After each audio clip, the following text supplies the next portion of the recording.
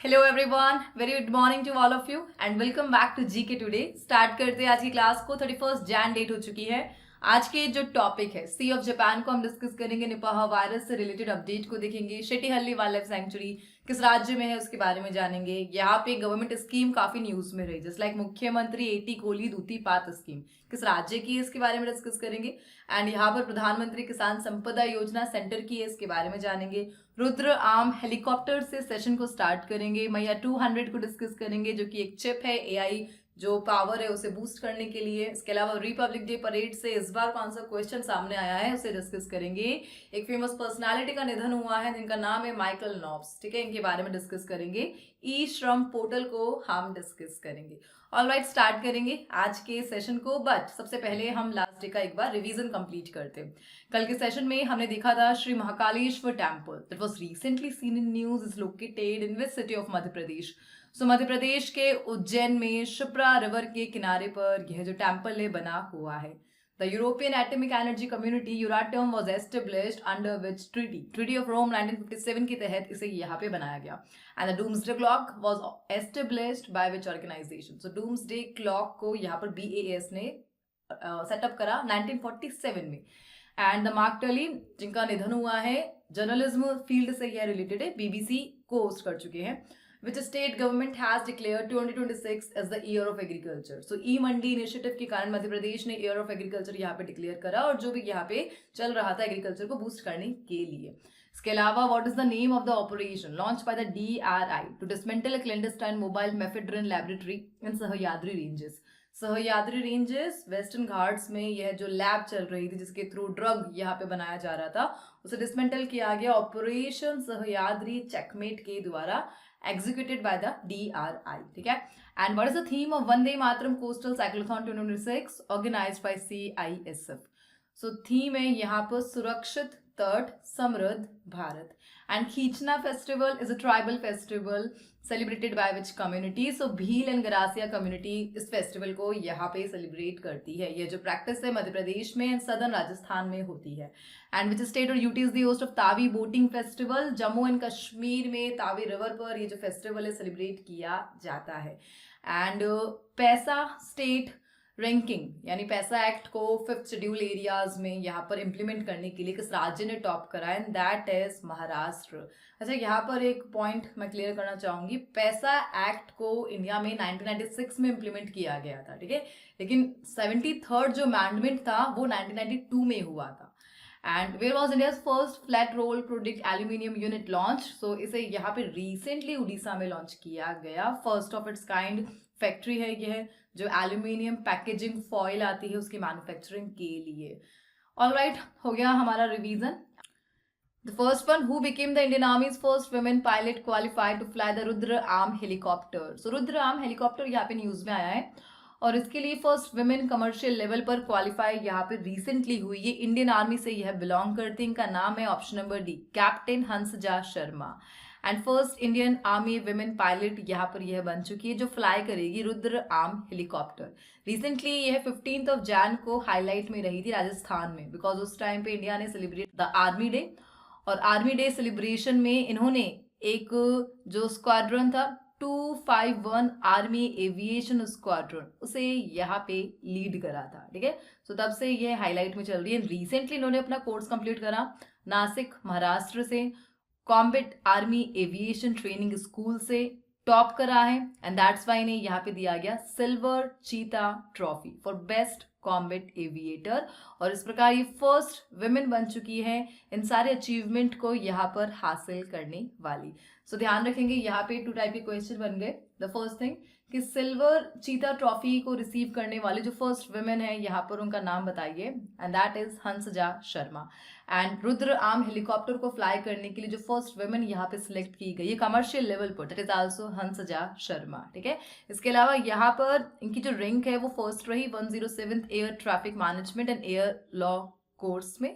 Overall यही update है हंसजा शर्मा जी के बारे में। सो यहाँ पे एक बार हम डिस्कस करेंगे द हेलीकॉप्टर किसने इसे बनाया है। मेड इन इंडिया है, इंडिजिनियसली बनाया है, HAL ने इसे बनाया है, हिंदुस्तान एरोनॉटिक्स लिमिटेड ने, ठीक है। इंडिया की leading aerospace and defence company है यहाँ पर यह है। एंड इनका जो हेडक्वार्टर है वो आपको बेंगलुरु में देखने को मिलेगा। द नेक्स्ट थिंग, अच्छा विमेन को हमने यहाँ पे डिस्कस करा है, सो आप मुझे बता सकते हैं इंडिया की फर्स्ट विमेन कमर्शियल पायलट कौन है? सो इनका नाम हम ध्यान रखेंगे यहाँ पे, लाइक मेल डोमिनेंट फील्ड है, बट 1956 में इंडियन एयरलाइन को यहाँ पे ज्वाइन करती है दुर्बा बैनर्जी, और उस टाइम पर यह बन जाती है first Indian women commercial pilot. काफी सारे पीवाईक्यू ऑलरेडी इसके लिए पूछे जा चुके हैं, ठीक है। सो इनका नाम ध्यान रखेंगे, इंडियन एयरलाइन की यह पायलट यहाँ पे रही थी। सो बोइंग 737 एयरक्राफ्ट को इन्होंने यहाँ पे फ्लाई किया है, एंड एक F-27 फ्रेंडशिप करके एयरक्राफ्ट है, इसको यहाँ पर इन्होंने फ्लाई किया है। सो जस्ट दो नेम हम यहाँ पे ध्यान रखेंगे, Durba Banerjee first women commercial pilot, and Hansja Sharma Rudra arm helicopter को फ्लाई करने वाली first women Indian army officer. Alright, हो गया हमारा क्वेश्चन यहाँ पे कंप्लीट। आगे बढ़ेंगे, विमेन हम यहाँ पे टॉपिक सिलेक्ट कर रहे हैं एंड इससे रिलेटेड जो भी क्वेश्चन हमारे सामने शो हो रहे उसे ही हम डिस्कस करेंगे। सो who became the first women chief secretary of Odisha, and that is Anu Garg, IAS officer है ये है। Who became the first Indian women cricketer to score more than 4,000 runs in women's T20 international, and that is Smriti Mandhana, and who has become the first women officer to graduate from the Indian Military Academy Dehradun, और इनका नाम रहा था यहाँ पे साई जाधव। इसके अलावा who has became the first women president of the Press Club of India, इनका नाम है Sangeeta बरहो, and which Indian women received the 8th Dr. Paul Mar Gregorius Award 2025 for excellence in science and women empowerment, और यह जो Indian women इनका नाम है Tessy Thomas. And Khalida Zia, who recently passed away, was the first women prime minister of which country? Bangladesh की यह रही थी। And Justice रेवती मोहिते दर्रे has become the first women chief justice of which state, और यह स्टेट है यहाँ पर मेघालय। ऑलराइट, आगे बढ़ेंगे। द नेक्स्ट क्वेश्चन देखिए, यहाँ पे एक बार मैं आपको जीके टुडे एंड्रॉइड ऐप के बारे में बता देती हूँ। बेसिकली इस ऐप को हमने उन एस्पिरेंट्स के लिए बनाया है जो लॉन्ग वीडियोस नहीं देखना चाहते, बल्कि daily practice, proper revision and the main thing smart learning करना चाहते हैं। आप सभी को पता है हमारे करंट अफेयर्स का स्टैंडर्ड एग्जाम ओरिएंटेड होता है, एंड डायरेक्टली एग्जाम में हमारे जो करंट अफेयर्स है वो हिट करते हैं। सो यहाँ पे वन डे एग्जाम के अकॉर्डिंग हमारे ऐप में कुछ 4 टाइप के जो डॉक्यूमेंट्स है वो अपडेट होते हैं। मंडे से सैटरडे तक डेली करंट अफेयर्स का जो न्यू कंटेंट है वहां पर आता है, जिसमें सबसे पहले आपको मिलता है daily GK today quiz. 20 straight forward MCQs होते हैं उसमें, लेटेस्ट करंट अफेयर्स पर based. And the thing is, ये जो क्विज है नेगेटिव मार्किंग के साथ आती है, और इसे अटेम्प्ट करने के बाद आपकी जो रैंक है ऑटोमेटिकली जनरेट हो जाती है। और उन्हीं 20 क्वेश्चंस का जो फ्री डिस्कशन है जीके टुडे यूट्यूब चैनल पर हम यहाँ पर करते हैं, जैसा कि आपको पता है। एंड सेकेंड जो डॉक्यूमेंट हम देते हैं that is daily digest. Same 20 questions option के बिना आते हैं, क्लियर आंसर और एक्सप्लेनेशन के साथ, और एक ई बुक फॉर्मेट में, जिससे आप क्विक रिवाइज यहाँ पर कर सकते हैं। जो थर्ड डॉक्यूमेंट हम आपको देते हैं that is the monthly E book, revision E book, जिसे सिर्फ 30 मिनट्स में कंप्लीट करके आप जो कंप्लीट मंथ है उसे रिवाइज कर सकते हो, और नेक्स्ट मंथ के फर्स्ट वीक में हम उसे पब्लिश कर देते हैं जीके टुडे की ऐप पर। ओवरऑल जीके टुडे ऐप पर हर महीने लगभग 500 करंट अफेयर्स एमसीक्यूज मिलते हैं, जो कॉम्पिटिटिव एग्जाम्स के लिए मोर देन सफिशिएंट है। सो अगर आप अपने प्रिपरेशन को ट्रूली ऑर्गेनाइज्ड एंड इफेक्टिव बनाना चाहते हैं और लॉन्ग वीडियो से बचना चाहते हैं, तो आज ही जीके टुडे एंड्रॉइड एप्लीकेशन को डाउनलोड कीजिए। In the states and union territory categories, which state secured first place for its tableau in the Republic Day Parade 2026? So Republic Day Parade 2026 में जिसने भी यहाँ पे फर्स्ट पोजीशन हासिल करी है डिफरेंट कैटेगरीज में, हम उन्हें डिस्कस कर रहे हैं। सो स्टेट और यूटी कैटेगरीज में यहाँ पे टॉप करा है महाराष्ट्र ने। महाराष्ट्र की जो टैब्लू थी गणेशोत्सव को यहाँ पे सेलिब्रेट करते शो हो रही थी, and that's why first place यहाँ पे दिया गया महाराष्ट्र को विथ गणेशोत्सव और सिंबल ऑफ आत्मनिर्भर भारत। इसके अलावा सेकंड और थर्ड पर जो यहाँ पर स्टेट या यूटी रहा, सो सेकंड पर यहाँ पे रहा जम्मू कश्मीर यूटी, ठीक है, एंड थर्ड पे रहा केरला। केरला ने यहाँ पर जो अपनी टेबलू शो करी थी वो बेस्ड थी water metro and 100% digital literacy पे, एंड दैट्स वाई उन्हें यहाँ पे थर्ड पोजीशन दिया गया था। सो बस महाराष्ट्र का, जम्मू कश्मीर का एंड केरला का जो नाम है हमें यहाँ पे ध्यान रखना है, बिकॉज इन्हीं स्टेट्स ने यहाँ पे first, second and third rank हासिल की है।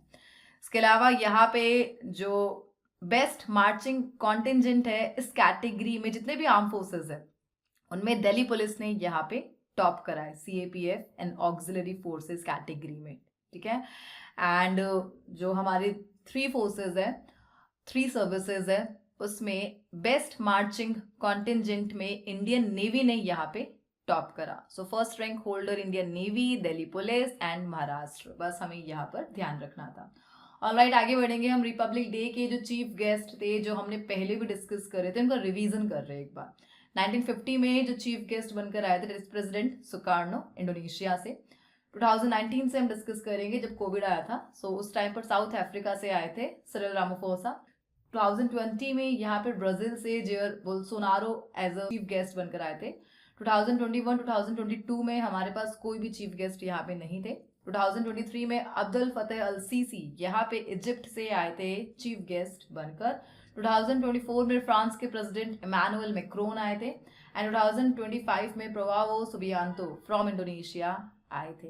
एंड रिसेंटली जो रिपब्लिक डे हुआ है, कौन सा एडिशन था इस बार? 77th Republic day. और इस बार जो हमारे यहाँ पर चीफ गेस्ट बनकर आए that is Antonio Luis and Ursula von, ठीक है।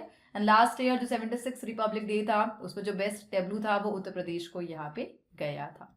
ऑलराइट, आगे बढ़ेंगे। द नेक्स्ट क्वेश्चन है, सो एक पोर्टल को हम डिस्कस कर रहे। पोर्टल का नाम है e Shram portal and is primarily designed for which group of workers?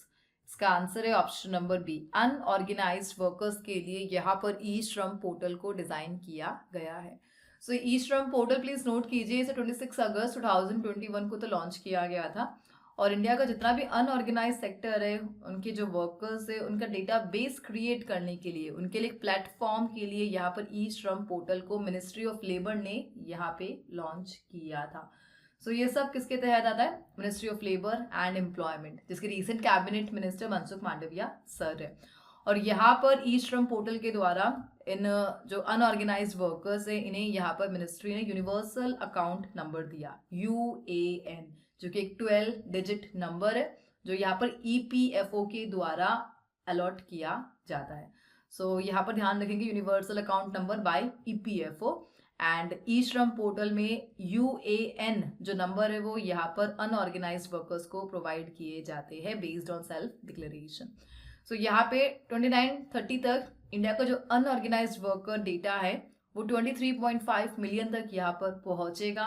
And that's why future budget को रेडी करने के लिए ई श्रम पोर्टल के मैनेजमेंट को देखने के लिए इन लोगों ने यहाँ पे काम करा एंड दैट्स वाई क्वेश्चन यहाँ पे न्यूज में आ गया। ऑलराइट, बस हमें यही डिस्कस करना था। अच्छा, ई श्रम पोर्टल इसे काफी पहले लॉन्च कर दिया गया था 2021 में। एग्जाम में इसके लिए PYQ भी ऑलरेडी आ चुके हैं। एक बार मैं आपको दिखा देती हूँ किस तरीके से इसके PYQ एग्जाम में आए हैं। स्टेटमेंट गिवन थे, आपको बताना तो कौन सा रॉन्ग है और कौन सा सही है। So it is launch by home ministry, wrong है, मिनिस्ट्री ऑफ लेबर के तहत है। So statement A is wrong. Statement B था इसका कि registration on this portal is paid ₹10 charge. So यहाँ पर कोई भी जो रजिस्ट्रेशन चार्जेस है ई श्रम पोर्टल रजिस्ट्रेशन के लिए नहीं है। एक थर्ड स्टेटमेंट था, it is a registration portal for unorganised workers, एकदम सही स्टेटमेंट है, अनऑर्गेनाइज्ड वर्कर्स के लिए ही इसे यहाँ पे लाया गया है। एंड फोर्थ स्टेटमेंट गिवन था, ई श्रम card with UAN is issued, एकदम सही बात है, ई श्रम कार्ड का फीचर है UAN और UAN को यहाँ पर कौन देता है? EPFO, employees fund organisation. Alright, I hope आपको ई श्रम पोर्टल के बारे में यहाँ पे मालूम चल चुका है, जिसे 2021 में मिनिस्ट्री ऑफ लेबर ने लॉन्च किया था। एंड रिसेंटली यहाँ पर ये होल इंफॉर्मेशन जो मिनिस्टर ऑफ स्टेट है लेबर एंड एम्प्लॉयमेंट की, उनके द्वारा राज्यसभा में रिटन फॉर्म में दिया गया और उन पर्सनालिटी का नेम भी न्यूज में आ गया, दैट इज सुश्री शोभा करंदलाजे। सो इन्होंने अपने स्टेटमेंट ये सारी इन्फॉर्मेशन यहाँ पे प्रोवाइड करी राज्यसभा में एंड दैट्स व्हाई हम इसे डिस्कस कर रहे हैं। ऑलराइट, आगे बढ़ेंगे। पोर्टल काफी न्यूज में आ रहे हैं, सो पोर्टल से रिलेटेड क्वेश्चंस हम एक बार रिवाइज करेंगे। सो संपन्न पोर्टल किस मिनिस्ट्री के तहत फंक्शन करता है? मिनिस्ट्री ऑफ कम्युनिकेशन के तहत। स्वास्थ्य पोर्टल कौन से सेंट्रल सेक्टर स्कीम के तहत इसे डेवलप किया गया? Tribal research information education communication and event इसके तहत। एंड मेरी योजना पोर्टल किसने इसे लॉन्च करा है? उत्तराखंड ने। पंखुड़ी पोर्टल यहाँ पे मिनिस्ट्री ऑफ वुमेन का है। आईस्केट नेशनल इलेक्ट्रॉनिक पोर्टल CBIC का है, central board of indirect taxes and custom. and which web portal was launched on the 5th foundation day of CSIR so that traditional knowledge को यहाँ पे strengthen किया जा सके. स्वास्थ्य पोर्टल को यहाँ पे लॉन्च किया गया. एंड गृह Lakshmi digital marketing portal women empowerment के लिए कर्नाटका ने यहाँ पे लॉन्च किया. ऑलराइट, आगे बढ़ते. Next one. The next one, Sunabeda Wildlife Sanctuary, which was declared Mayostri in Jan 2026, is located in which state of India? Sunabeda Wildlife Sanctuary कहाँ पर यह लोकेटेड है? उड़ीसा में है. ये उड़ीसा में भी एक डिस्ट्रिक्ट है यहाँ पे जिसका नाम है नुआपाडा. एग्जैक्टली यहाँ पर यह लोकेटेड है. और इट्स PYQ एग्जाम में ऑलरेडी ये पूछा जा चुका है कि किस डिस्ट्रिक्ट में सुनाबेडा लोकेटेड है. अच्छा, रिसेंटली न्यूज में क्यों आया? बिकॉज गवर्नमेंट ने मायोस्ट एक्टिविटी से इसे फ्री डिक्लेयर किया है. इस वाइल्ड लाइफ सैंक्चुरी में अब कोई भी मायोस्ट एक्टिविटी यहाँ पे रिकॉर्ड नहीं की जाएगी. दैट्स वाई ये हाईलाइट में आ गया. इसके कारण जो वाइल्ड लाइफ मॉनिटरिंग है वो काफ़ी बेटर होगी. और यहाँ पे रिसेंटली ऑथोरिटीज़ के द्वारा जो भी एस्टिमेशन लगाए गए कि लैपर्ड की यहाँ पर काफ़ी प्रेजेंस है और आए दिन ह्यूमन लैपर्ड कॉन्फ्लिक्ट यहाँ पे रिपोर्ट होते रहते हैं न्यूपाडा डिस्ट्रिक्ट सुनाबेडा वाइल्ड लाइफ सेंचुरी में. ठीक है, सो यहाँ पर जस्ट मायोस्ट एक्टिविटी फ्री हो चुकी है और लैपर्ड की जो प्रेजेंस है वो है. एंड दैट्स वाई सुनाबेडा न्यूज में रहा. ऑलराइट, अच्छा, यहाँ पे मायोस्ट फ्री हो चुके. मायोस्ट एग्जैक्टली ये थोड़े कम्युनिज्म नेचर वाले होते हैं जो गवर्नमेंट अथॉरिटी को नहीं देख सकते, सेल्फ रूल करना चाहते हैं, गवर्नमेंट रूल को हटाना चाहते हैं. एंड यहाँ पे ऑलरेडी जो एरिया है जो मायोस्ट से ज़्यादा घिरा हुआ है, रेड जोन एरिया है वो इंडिया में. जो एरिया कौन कौन सा है? उड़ीसा का हो गया, छत्तीसगढ़ का हो गया, आंध्र प्रदेश का हो गया, तेलंगाना का हो गया. ये सारे एरियाज यहाँ पर रेड जोन एरियाज कहलाते हैं just because of the presence of Maoist community. Alright, आगे बढ़ेंगे हम. वाइल्ड लाइफ सेंचुरी टॉपिक है हमारे पास. सो रिसेंट वाइल्ड लाइफ से रिलेटेड जो क्वेश्चन है उन्हें हम देखेंगे. So Kumbhalgarh wildlife sanctuary recently declared an eco sensitive zone. कौन से माउंटेन रेंज का यह पार्ट है? यहाँ पर यह अरावली रेंजेस का पार्ट है. असोला भाटी भी अरावली का पार्ट है. असोला भाटिया दिल्ली और हरियाणा में एक्सपेंडेड है. करुणा अभियान एक wildlife rescue and rehabilitation campaign रहा था. किसने चलाया इसे? गुजरात ने. And Aralam wildlife sanctuary, Aralam butterfly sanctuary, और यहाँ पर रीनेमिंग किया गया केरला के द्वारा. वाइल्ड लाइफ सेंचुरी को बटरफ्लाई सेंचुरी के तहत रीनेम किया गया. Thanthai Periyar wildlife sanctuary Tamil Nadu में है. एंड ज्ञान गंगा वाइल्ड लाइफ सेंचुरी यह कहाँ पर है? महाराष्ट्र में. केमूर वाइल्ड लाइफ सेंचुरी बिहार में यह लोकेटेड है. The next one, Michael Knopf, who recently passed away, was associated with which sport? So, famous personality Michael Knopf, इनका निधन हुआ है और किस गेम से यह रिलेटेड है? हॉकी से यह रिलेटेड है. ऑस्ट्रेलियन हॉकी प्लेयर है. 72 की एज में इनका यहाँ पे निधन हो गया. एंड इंडियन टीम के एक टाइम पर यह कोच रहे थे. इनकी जो भी अचीवमेंट है उन्हें हम डिस्कस करेंगे. सो ऑस्ट्रेलिया के लिए इन्होंने 76 इंटरनेशनल जो हॉकी टूर्नामेंट है उन्हें खेला है. एंड 1981 वर्ल्ड कप इन्होंने यहाँ पे खेला है. 1981 वर्ल्ड कप इसे पाकिस्तान ने जीता था. आगे हम डिस्कस करेंगे. 1984 ओलंपिक्स में इन्होंने पार्टिसिपेट करा है यहाँ पर हॉकी में. एंड इंडियन जो मेंस टीम है 2012 ओलंपिक्स के लिए जो गई थी उन्हें कोच यहाँ पे इन्होंने किया है. सो ध्यान रखेंगे माइकल नॉब्स ने अपने करियर में जापान और इंडियन की जो टीम है उन्हें यहाँ पर कोच किया है. इसके अलावा जापान ऑलरेडी यहाँ पे मेंशन है. सो यह तो हो गया माइकल नॉब्स की अचीवमेंट. अच्छा, यहाँ पे ये जितने भी गेम्स हाईलाइट हुए हैं ना, बस इनके बारे में हम जानेंगे. सबसे पहले यहाँ पे मेंशन किया गया दी 1981 वर्ल्ड कप. 1981 वर्ल्ड कप की हाईलाइट को हम देख रहे हैं. सो कहाँ पर यह हुआ था? सो प्लीज नोट कीजिए, बॉम्बे में 1981 वर्ल्ड कप को इंडिया ने यहाँ पे होस्ट किया था और पाकिस्तान ने इसे यहाँ पे जीता था. उस टाइम पर टूर्नामेंट का यह 3rd एडिशन रहा था और पाकिस्तान ने जर्मनी को यहाँ पे डिफीट किया था. ठीक है, इंडिया की जो परफॉर्मेंस थी वो यहाँ पे अच्छी नहीं थी. 5th रैंक पर हम यहाँ पर खत्म हुए थे, 5th रैंक पर. एंड यहाँ पर ये जो 1984 का ओलंपिक्स मेंशन है बस ये लॉस एंजलिस में हुआ था. ठीक है, ये जो 3rd लाइन है, लाइक इन्होंने माइकल नॉब्स ने इंडिया की जो मेन टीम है उन्हें कोच किया है. सो यहाँ पे 2008 का बीजिंग ओलंपिक्स हुआ था जिसमें इंडिया क्वालिफाई ही नहीं कर पाया था. एंड दैट्स वाई हमें यहाँ पर एक इंटरनेशनल कोच की ज़रूरत थी. और 2012 ओलंपिक्स के लिए हमने यहाँ पे माइकल नॉब्स को as a coach Indian men's team के लिए अपॉइंट किया. ठीक है, आफ्टर 2008 बीजिंग फेलियर. एंड इसके अलावा माइकल नॉब्स ने अपने पूरे करियर में केवल इंडियन और जापानीज जो नेशनल टीम है उन्हें ही यहाँ पर कोच किया है, इसके बारे में आप ध्यान रखेंगे। ऑलराइट, यहाँ पे जो टॉपिक हमारा चल रहा है हॉकी, थोड़े इंडिया के रिस्पेक्ट में हम इसे बात कर लेते हैं। अभी रिसेंटली करंट अफेयर में न्यूज़पेपर में एक हेडलाइन में चल रही थी, that is India celebrates 100 year of hockey 1925 to 2025। हमने 100 ईयर ऑफ इंडियन हॉकी यहाँ पे सेलिब्रेट करा, और ये जो इवेंट था न्यू दिल्ली में हुआ था, ध्यानचंद नेशनल स्टेडियम में 7 नवंबर को, बिकॉज यहाँ पर हॉकी इंडिया ने 100 ऑफ ईयर सेलिब्रेट किए थे। इसी दौरान हमारे जो मेडल टैली है उसे भी यहाँ पे हाईलाइट किया गया था। लाइक हमारे पास ओलंपिक्स में टोटल कितने मेडल है अभी तक, सो आप ध्यान रखेंगे 2025 तक हमारे पास ओलंपिक्स में 13 मेडल है यहाँ पे। अब इन 13 में से भी टोटल गोल्ड कितने हैं, सिल्वर कितने हैं और ब्रॉन्ज कितने हैं, ये ध्यान रखेंगे। 8 हमारे पास गोल्ड है, 1 हमारे पास सिल्वर है, 4 हमारे पास ब्रॉन्ज है। अभी जो 8 गोल्ड है ना, इसमें से 6 गोल्ड तो हमारे पास लगातार आए थे। 1928 से हम स्टार्ट होते हैं और 1956 तक हम जाते हैं, और हमने इस फील्ड को कंप्लीटली डोमिनेट कर दिया था, बिकॉज हर बार हम गोल्ड मेडल जीत रहे थे। लाइक 1928 से 1956 इंडिया के लिए पीक पर था हॉकी, ठीक है। इसके अलावा उसके बाद थोड़ा गैप आ जाता है। अभी रिसेंट जो हमने अचीवमेंट ली थी 2020 के टोक्यो जो ओलंपिक्स हुआ था, उसमें हमारी टीम ने यहाँ पे ब्रॉन्ज मेडल जीता था, और 41 ईयर का जो मेडल गैप हमारा रह गया था वो यहाँ पे कंप्लीट हुआ था। रिसेंट जो करंट अफेयर हाईलाइट 2020 टाइम में रही थी।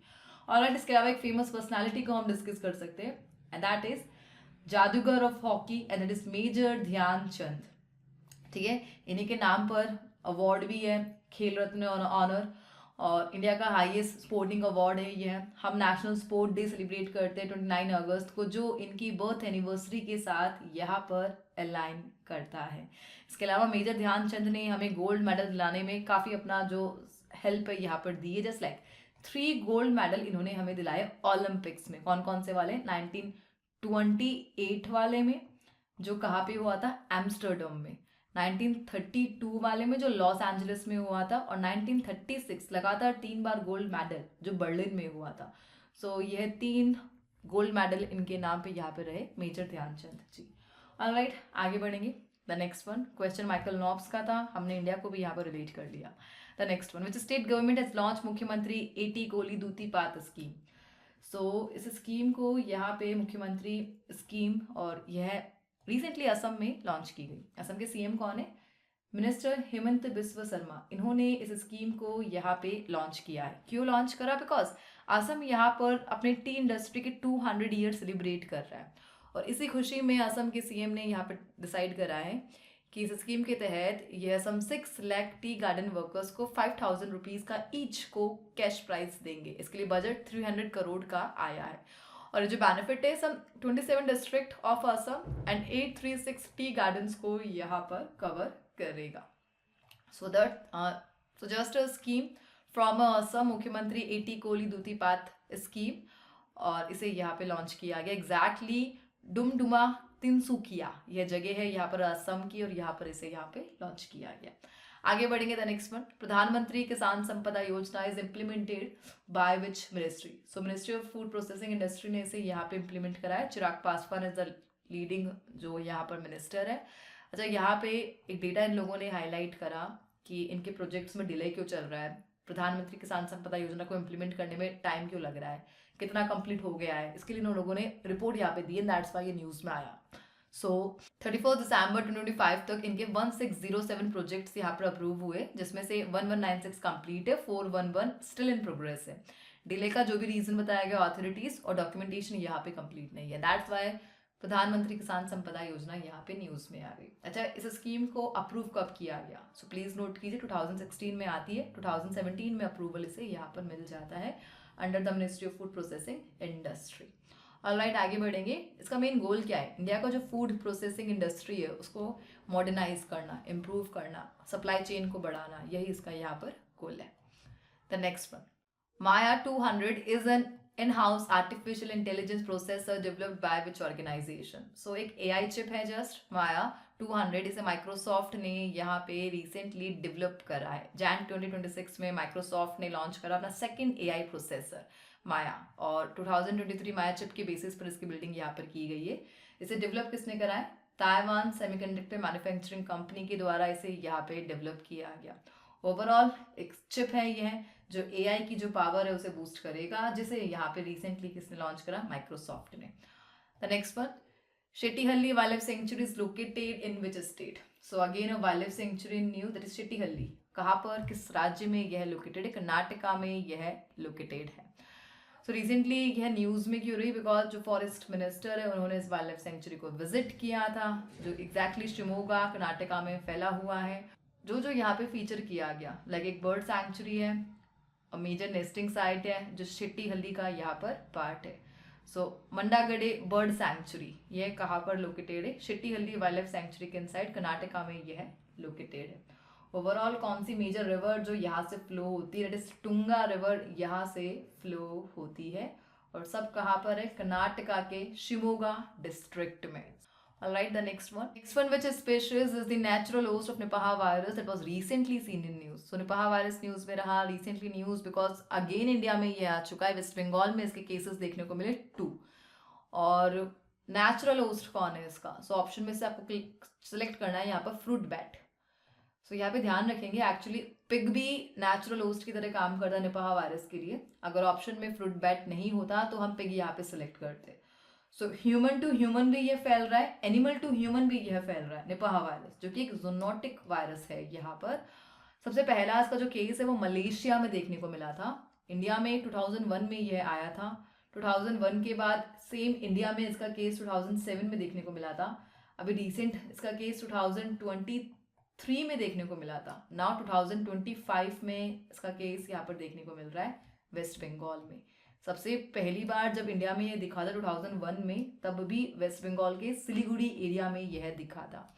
एंड रिसेंटली अगेन यहाँ पर 2 निपाह वायरस के केसेस देखने को मिली, और अथॉरिटीज़ ने यहाँ पर जो भी एयरपोर्ट स्क्रीनिंग है, निगरानी है, सिचुएशन को यहाँ पे बढ़ा दिया है, एंड दैट्स वाई है अगेन न्यूज़ में आ गया।